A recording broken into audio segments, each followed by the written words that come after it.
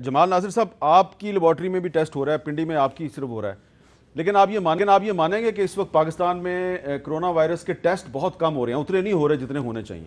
ये आपकी बात दुरुस्त है कि जैसे लेकिन पहले से बहुत बेहतर हो गए हैं, क्योंकि आप देखें कि इसका अब तकरीबन जितने भी सरकारी हॉस्पिटल्स हैं, बड़े बड़े जितने भी बड़े डिस्ट्रिक्ट हैं, वहाँ हो रहे हैं।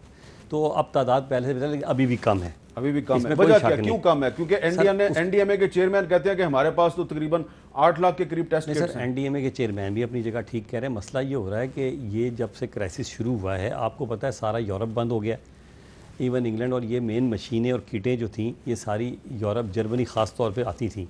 अब उनका अपना मसला इतना शुरू हो चुका है कि अगर किटें तो मौजूद है लेकिन उसकी मशीनें नहीं मिल पा रही, यूँ समझ लें आप, क्योंकि ये सारी मशीनें उधर से आती थी। अब प्रॉब्लम ये हो गई है, आपने भी तो मंगवाई ना किट? सर, मैं तो 17 साल से ऑलरेडी मशीनें मेरे पास मौजूद थी, मुझे ये प्रॉब्लम नहीं हुई। बल्कि एनडीएम के चेयरमैन काइंड इनफ, उन्होंने मुझे भी ऑफ़र की थी, लेकिन लकीली मेरी अपनी किटें आ गई। उन्होंने भी मुझे ये ऑफ़र की थी जनरल अफजाल ने कि यार हम आपके साथ मिलकर कर लेते हैं, लेकिन अल्लाह ने किया मेरी अपनी किटें आ गई। तो पहले से दिन ब दिन हालात बेहतर हो रहे हैं, और इसमें एनडीए में सच्ची बात है बहुत काम कर रहे हैं। अच्छा फैसल भाई, ये बताएं कि ये जो आप एग्री करते हैं कि टेस्ट जो है उसकी तादाद हमें बढ़ानी चाहिए, WHO के डीजी कहते हैं टेस्ट टेस्ट टेस्ट, उस हिसाब से हो नहीं रहे।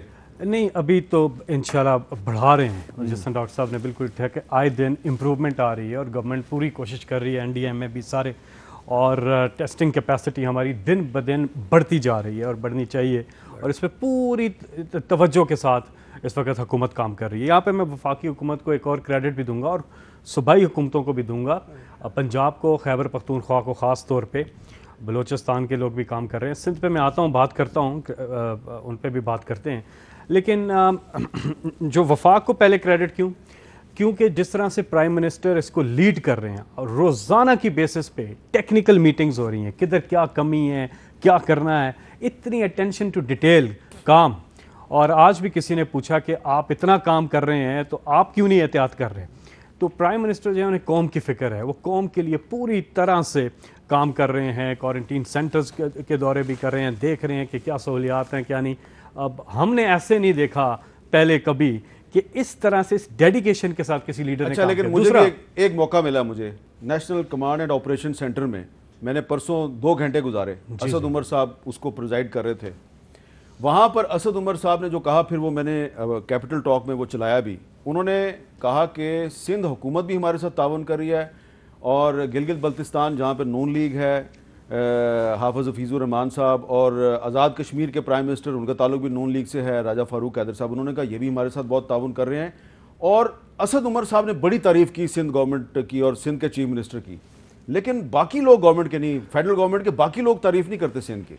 देखिए, मेरा सिर्फ एक एतराज़ है, जो मैंने पहले बोला था एक प्रोग्राम में, कि आप टेक्निकल चीज़ें सामने रखें ज़रूर। अगर आप ये सब कुछ कर रहे हैं तो लोगों को ज़रूर बताएं फिर कि टेक्निकल ऑन ग्राउंड आप क्या काम कर रहे हैं। आपने 2-2 घंटे की प्रेस कॉन्फ्रेंस सुनी वज़ीर आला की भी, और वो सारा वक्त जो है सारी पॉलिटिकल बातें करते हैं या फिर वफाक पे डाल देते हैं। आजकल 18वीं तरमीम का जिक्र नहीं हो रहा, हर वक्त 18वीं तरमीम का जिक्र होता था कि जी 18वीं तरमीम आ गई, सूबे खुद मुख्तार हो गए, आज कल उसका जिक्र ही नहीं हो रहा।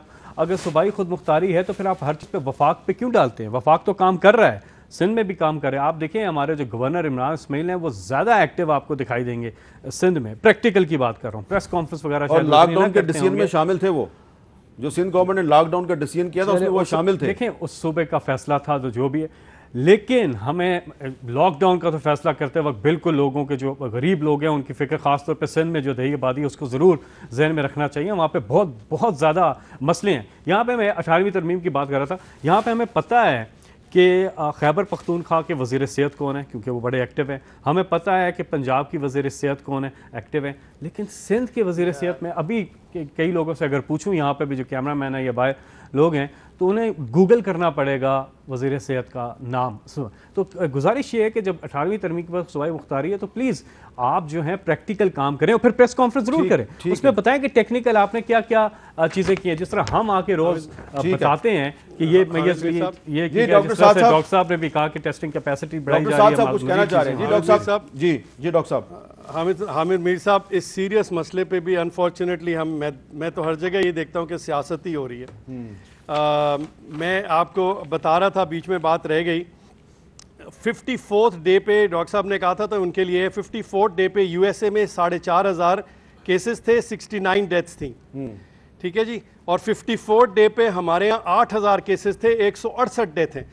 57 डेज पे उनकी 9,000वीं 150 हो गई और उसके 10 दिन के बाद वो चले गए 100, यानी कि उनके पास जो डेथ्स हुई हैं 150 से 7,000 हुई हैं इन द नेक्स्ट 10 डेज। और ये उस सोसाइटी की हम बात कर रहे हैं जिसने यही कहा था कि इसमें कुछ नहीं हो सकता, America is all prepared. America में ट्रंप साहब ने, आपने सब ने सुना था कि जी हम तो we will take care of this Chinese virus और whatever he called it.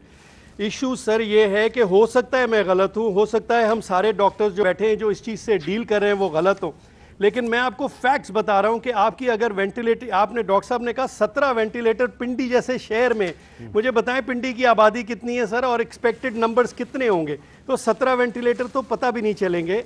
मैं आपसे सिर्फ ये कह रहा हूं, गुजारिश कर रहा हूं कि जो कराची में सिचुएशन है वो क्रिटिकल हुई है, अगर हमारे यहाँ लॉकडाउन नहीं होता तो और ख़राब होती। तो इसलिए आप मुझे बताएं हामिद साहब, कितने लोग पाकिस्तान में भूख से अभी पिछले 4 हफ्ते में अल्लाह को प्यारे हुए? मुझे पता है 2 राशन की डिस्ट्रीब्यूशन पे गन फायरिंग में डेथ हो गई और एक किसी तकसीम में किधर कोई खातून की डेथ हुई थी। इसके अलावा मुझे बता दें पाकिस्तान में जलजला आया, पाकिस्तान में सैलाब आए, हमारी कौम ऐसी अल्हम्दुलिल्लाह नहीं है। और ये वक्त अल्लाह ताला को राज़ी करने का है और ये वक्त अल्लाह ताला के लिए मखलूक की मदद करने का है। और पाकिस्तानी कौम हमेशा इस पे आगे, सबसे दुनिया में आगे रही है और हमेशा रहेगी। लेकिन ये ज़रूरी है कि हम इस चीज़ को समझें कि जो लोग हमें डिफेंड कर रहे हैं, हमारे फर्स्ट लाइन, ये मैं आज से जो आपसे बात की है और जो प्रेस कॉन्फ्रेंस की है वो फ्रस्ट्रेशन में की है, क्योंकि हमारे जो जूनियर्स जो इस वक्त लास्ट लाइन ऑफ डिफेंस है वो हमें कह रहे हैं कि अगर लोग नहीं रुकेंगे तो सर हम किस लिए काम कर रहे हैं। अगर गवर्नमेंट सीरियस नहीं है, वो समझ रही है कि जी इंडस्ट्रीज खोलेंगे उससे मामला ठीक हो जाएगा, मैं आपसे ये कब कह रहा हूं कि इसको 4 हफ्ते से ज़्यादा बढ़ाया जाए। आप ज़रूर डोनेशन कलेक्ट करें, आप ज़रूर खाने लोगों को तकसीम करें, पैसे दें, गरीबों का ख्याल करना हर एक पे लाजिम है। रमज़ान का महीना है, ये तो अल्लाह को राज़ी करने का बेहतरीन तरीका है, लेकिन खुदारा इसको अंडर एस्टिमेट ना करें। जो पैथोलॉजिस्ट आपके पास बैठे हुए, he is not running in the field. मैं आपको नंबर्स बता रहा हूँ फील्ड के, जो हमने आइसोलेशन फैसिलिटी स्टार्ट की वो भरना शुरू हो गई। अच्छा अब जरा उनको जवाब देने दें, क्योंकि मुझे बहुत पर्सनल हो गए तो आई एम सॉरी टू से कि जो आपकी पीएम है ना, पाकिस्तान मेडिकल एसोसिएशन, क्योंकि आपने मुझे डायरेक्ट टच कर दिया, नहीं प्लीज, बड़ा इंपॉर्टेंट पॉइंट आ गया। नहीं, आप मुझे भी बोल रहे हैं, बिल्कुल पर्सनल नहीं हुआ, मैंने कहा आप फील्ड में नहीं है ना। नहीं, क्यों नहीं है, किस वक्त मैं सड़क पे बैठा हूं सर, मेरी लेबोरेटरी आपकी इत्तला के लिए है, मरी रोड के ऊपर है, मेरे बिल्कुल सामने बेनजीर भुट्टो हॉस्पिटल है, मेरे पीछे होली फैमिली हॉस्पिटल है, थोड़ा सा जाके डिस्ट्रिक्ट हेडक्वार्टर हॉस्पिटल है। बात ये प्रॉब्लम यही तो हो रही है कि आप जो 5-7 लोग हैं पाकिस्तान मेडिकल, कहना नहीं चाहता क्योंकि प्रॉब्लम एक नई शुरू हो जाती है, आप लोगों ने इतना खौफ अवाम में फैला दिया है। कल की प्रेस कॉन्फ्रेंस से बड़ी ज्यादती की आप लोगों ने। आप लोगों को ये नहीं बता रहे कि जो 1000 बच्चा रोज़ आपके मुल्क में नमूनिया से मर रहा है, डायरिया से मर रहा है, हेपेटाइटिस, प्राइम मिनिस्टर ने ठीक कहा कि ये जो हेपेटाइटिस सी से मर रहे हैं, हम इसलिए इसको डिस्कस नहीं करते कि वो गरीबों की आबादी में हो रहा है, तो डायरिया से जो मर रहे हैं वो गरीबों की आबादी में हो रहा है, नमूनिया से जो मर रहे हैं रोजाना वो मर रहे हैं आपके मुल्क में। ये बिल्कुल गलत है प्राइम मिनिस्टर ने जी, पाकिस्तान इस पे काम कर रहा है। सॉरी, नो सॉरी जी, आप नो एक मिनट ठहरे, आपने बात ऐसी की है कि हेपेटाइटिस सी सिर्फ गरीबों का मर्ज नहीं है। मुझे मौका तो देना, ये बात बिल्कुल, लेकिन ये बात आप गलत कर रहे हैं ना। बात की है जो इस मुल्क में इतनी तेजी से फैल रहा है, इस वक्त तो हमें कोरोना वायरस का सामना, मैं वही आ रहा हूं, वो इसलिए आ रहा है कि प्राइम मिनिस्टर ने जो आपने कहा ना, डॉक्टर साहब मैं हेपेटोलॉजिस्ट हूं और मैं पाकिस्तान इस एंगल से नहीं कहा कि गलत लिखा हुआ है, मैं पाकिस्तान इस्लामिक मेडिकल एसोसिएशन को रिप्रेजेंट कर रहा हूं। चले पाकिस्तान इस्लामिक, उन्होंने ये कहा, मैं सही आखिरी बात खत्म कर रहा हूँ, उन्होंने कोरोना इसलिए नहीं कहा, उन्होंने ये बताया क्योंकि ये गरीबों फैलेगी और अमीरों के घरों में आएगी, ठीक है, इसलिए ये परेशान। मैं एक वक्फा लेना, वक्फे के बाद दोबारा मिलते हैं और कोशिश करेंगे कि वक्फे के बाद 2 पाकिस्तान के अजीम डॉक्टर उस तरह आप बात ना करें जिस तरह आमतौर पर सियासत करते हैं। दोनों पढ़े लिखे लोग हैं, गुजारिश है कि बारी बोलें। वक्फे के बाद दोबारा मिलते हैं।